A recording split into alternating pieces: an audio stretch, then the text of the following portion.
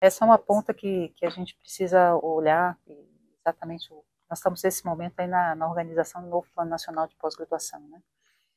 Mas é trazer um pouco os dados, né, do emprego, e da onde estão os nossos egressos, né? Então, as pessoas se formaram, depois foram para onde, estão fazendo o quê, né, e associando isso com várias bases de dados, né, que se referem a emprego, para entender exatamente qual é a mobilidade e qual é o tempo que eles permanecem. Muitas vezes eles podem ir, sair, voltar, então é um pouco natural também, sobretudo na atividade acadêmica, que você começa em um lugar, depois você procura vaga em outro, então essa transitoriedade faz parte também um pouco da questão. Mas o que a gente percebe hoje é que quando você coloca as instituições nas cidades, isso acaba sendo um polo atrator também de recursos humanos, né?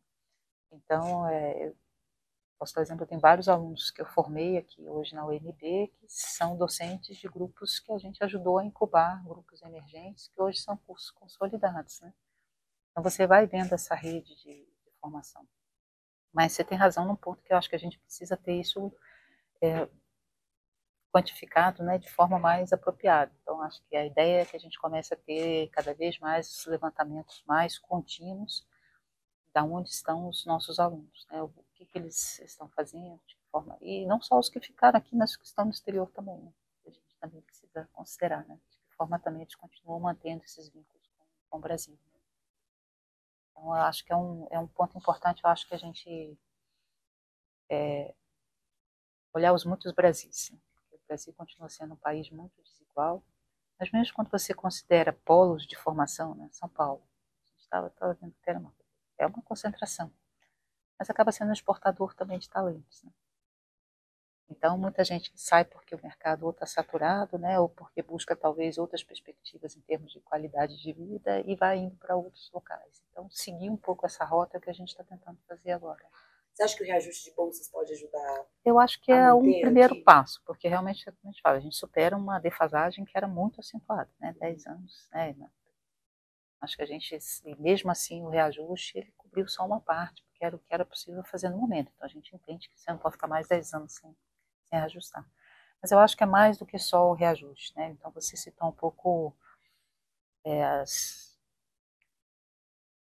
O termo que você utilizou, é, as Os eufemismos inconstâncias, que a gente usa, né? exato. Não, a gente passou por um período que foi muito duro, efetivamente, para a ciência, para a tecnologia, para a educação no Brasil, sobretudo a educação pública, né? Vem universidades públicas, sobretudo a UNB, né? Muito visada, né? Por estar aqui, né? Os termos que foram utilizados, as universidades da Balbúrdia, etc. Então, tudo isso, esse discurso também foi muito nocivo, né? E para um jovem pesquisador, ele não está olhando só o recurso que ele tem disponível, mas ele olha, a gente fala, ele olha o ecossistema de pesquisa e de educação. Então, eu também participo de um conselho de uma instituição privada que dá apoio, que realmente pega alunos super, né, produtivos, etc. E mesmo essa instituição colocando uma grande quantidade de recurso nesses pesquisadores jovens, muito produtivos, muitos deles estavam desistindo desse recurso para ir para outras instituições. Então, você fala, não é só o recurso. Por isso que é importante que a gente pense um pouco mais como é que a gente trabalha num ambiente ou num meio ambiente em que o jovem pesquisador ele sinta que ele tem com quem trocar. Porque ele pode ter muito recurso no seu laboratório, mas se ele está de um lado de um outro colega que sofre todas as restrições, ou com alunos que têm dificuldade até de conseguir chegar no final do mês e pagar suas contas, isso contribui para um ambiente que não é salutar em termos de desenvolvimento da pesquisa. Então, não é só olhar que eu falo, o apoio individual, mas como é que a gente torna esse ambiente, né, de formação de recursos humanos mais propício que as pessoas queiram ficar. Então, se abrir o jornal todo dia e ter um ataque à ciência, né, ou ter uma afirmação de negacionismo, ou ter um ataque à universidade, para quem está se formando, mas o que eu estou fazendo aqui? Eu não sou bem-vindo aqui. Então, eu acho que esse é um pouco, para quem já está na carreira, talvez a gente tenha perspectiva temporal, a gente já passou por muitas crises, né?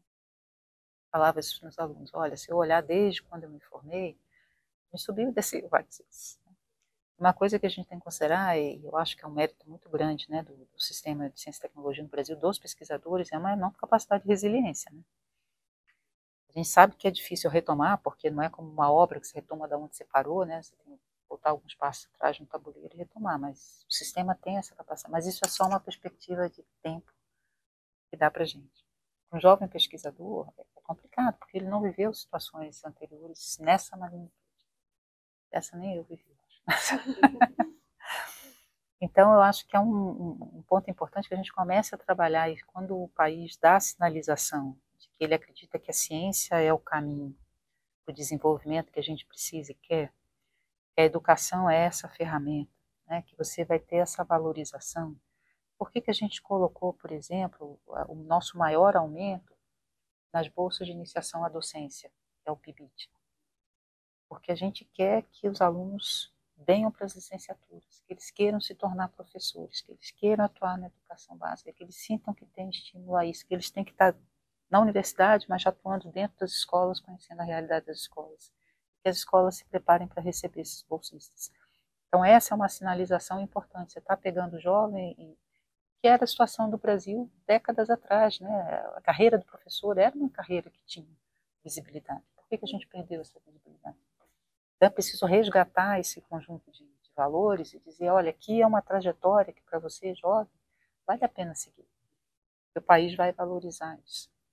Então, acho que são questões que o discurso pesa muito. Então, acho que quando você traz um discurso que joga mais essa valorização é importante. Você colocar o investimento lá na ponta, no indivíduo, mas, ao mesmo tempo, você dá condições para que as instituições consigam se manter. Então, uma das coisas que não só as bolsas para os cursos que subiram de nota, né, que é o que a gente vai anunciar, mas a gente conseguiu também, com a PEC da transição, retomar parte dos recursos de custeio, que são aqueles recursos que são utilizados na pesquisa, para compra de reagentes, para fazer uma viagem de campo, que também estavam congelados ou quando, né, paralisados. Então, a gente conseguiu retomar pelo menos 50% desses recursos de custeio. Então, além do incremento de bolsas, do reajuste das bolsas, as instituições vão receber parte do recurso que ajuda na manutenção dos laboratórios, dos projetos de pesquisa. Então, você vai emitindo vários sinais. Eu falo, não é uma única solução, não tem modelo único, mas é um multifatorial. Você tem vários fatores que a gente vai precisar atacar. E precisa atacar com consistência e regularidade. Eu falo assim, eu brinco que a gente vive aos soluços, né? Pois, cara. Então, assim, não dá. Isso precisa de ter uma certa... Precisa realmente ser uma política de Estado. Eu acho que a CAPES, é por isso que eu acho que quando a gente fala com servidores, a gente sente esse orgulho tão grande, né, da CAPES, né, porque ela vem há décadas com essa missão, né? Então, pode passar por sobressaltos, mas os pilares se mantêm. E a comunidade conta com isso. Então, isso é o que caracteriza uma política de Estado, não uma política de governo. O governo pode dar uma ou outra prioridade, mas, no geral, o edifício se mantém, né? Então, acho que é isso que a gente precisa retomar e dar para os jovens essa perspectiva. Olha, às vezes mudou um pouquinho aqui e ali, mas, no geral, você vai contar com isso.